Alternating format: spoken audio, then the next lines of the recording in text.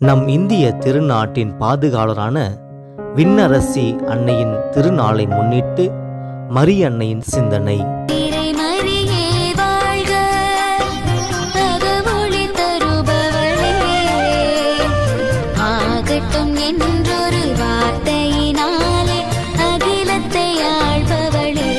July 16 Carmel அன்னையின் திருநாள்.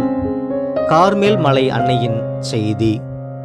மரியாளின் மீதான பக்தி மற்றும் ஜெபம் உள் வாழ்க்கை மற்றும் இறைவனின் சித்தத்தை பின்தொடர்வதை வலியுறுத்தும் கார்மலைட் வாழ்க்கை முறை மூலம் தூய்மை மற்றும் இறைவனுடன் ஒன்றித்திருப்பதற்காக பாடுபடுவதை மையமாக கொண்டுள்ளது.